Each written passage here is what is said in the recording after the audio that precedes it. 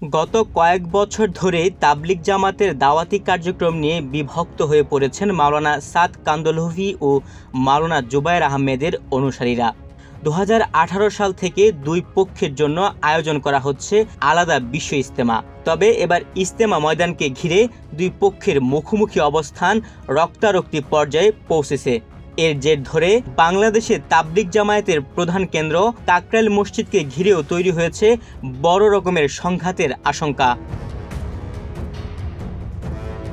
এমন পরিস্থিতিতে কাকরাইল মসজিদে সাতপন্থীদের সব রকম কার্যক্রম বন্ধ রাখার নির্দেশ দিয়েছে সরকার। Double million offer, Walton fridge কিনে পেতে পারেন 20 লক্ষ টাকা, রয়েছে কোটি কোটি টাকার নিশ্চিত উপহার। 26 ডিসেম্বর স্বরাষ্ট্র মন্ত্রণালয় থেকে এই নির্দেশনা জারির পর থেকে মসজিদটিতে অবস্থান করছেন জুবায়েরপন্থীরা। সাদ ও জুবায়েরের অনুসারীদের চলমান দ্বন্দ্বের মধ্যেই এবার কাকরাইল মসজিদে সরকারি প্রশাসক নিয়োগের জন্য আইনি নোটিশ দিলেন এক আইনজীবী। একই সঙ্গে তাবলিগ জামায়াতের বিশ্ব ইজতেমা টঙ্গী থেকে সরিয়ে কক্সবাজারে আয়োজনের দাবি তুলেছেন মাহমুদুল হাসান নামের ওই আইনজীবী। 31 ডিসেম্বর ধর্ম মন্ত্রণালয়ের সচিব, পররাষ্ট্র মন্ত্রণালয়ের সচিব, বেসরকারি বিমান পরিবহন ও পর্যটন মন্ত্রণালয়ের সচিব, ইসলামিক ফাউন্ডেশনের মহাপরিচালক, রমনা থানার ভারপ্রাপ্ত কর্মকর্তা, বাংলাদেশ জাতীয় তাবলিগ মার্কাজ মসজিদের খতিব ও শুরা সদস্য এবং ভারতের মাওলানা সাদ কান্দহলভিকে নোটিশ পাঠানো হয়। বাংলাদেশ সুপ্রিম কোর্টের আইনজীবী মাহমুদুল হাসান রেজিস্ট্রি ডাকযোগে ওই নোটিশ পাঠান। এছাড়া ভারতে মাওলানা সাদ কান্দহলভির কাছে কুরিয়ার সার্ভিসের মাধ্যমে নোটিশ পাঠানো হয়। নোটিশে বলা হয়েছে, গাজীপুরের টঙ্গীর তুরাগ তীরের পরিবর্তে কক্সবাজারে বিশ্ব ইজতেমার আয়োজনের দাবি জানানো হয়েছে। তাবলিগের দুই গ্রুপের মধ্যে দ্বন্দ্ব সৃষ্টি হয়েছে মূলত ভারতের মাওলানা সাদ কান্দহলভির কিছু বিতর্কিত ফতোয়ার কারণে। অন্যদিকে বাংলাদেশের ধর্মভিত্তিক কিছু রাজনৈতিক দলের নেতারা তাবলিগের কার্যক্রমে অযাচিত হস্তক্ষেপ করছেন। ফলশ্রুতিতে তাবলিগে মাওলানা সাদ গ্রুপ ও মাওলানা জুবায়ের গ্রুপ নামে দুই গ্রুপের উদ্ভব হয়েছে।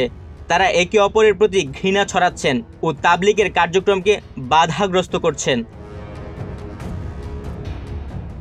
আইনি নোটিশ থেকে জানা যায়, বাংলাদেশ সংবিধানের মৌলিক অধিকারের অনুচ্ছেদ 41 অনুযায়ী প্রত্যেক নাগরিকের ধর্মপ্রচারের অধিকার রয়েছে। এক্ষেত্রে ইসলাম ধর্মপ্রচারের অন্যতম গুরুত্বপূর্ণ একটি মাধ্যম তাবলিগ। তাবলিগের মৌলিক কাজ হলো মানুষের বাড়ি বাড়ি গিয়ে ইসলামের বাণী পৌঁছে দেওয়া এবং মানুষকে ধর্মের প্রতি আহ্বান জানানো। যারা তাবলিগের কাজে জড়িত তারা তাদের নিজেদের অর্থ ও সময় ব্যয় করে মানুষের কাছে ইসলামের বাণী পৌঁছে দেন। পৃথিবীতে আগমনকারী সব নবী ও রাসূল মানুষের বাড়ি বাড়ি গিয়ে ধর্মের বাণী প্রচার করেছেন এবং মানুষকে ধর্মের প্রতি আহ্বান জানিয়েছেন।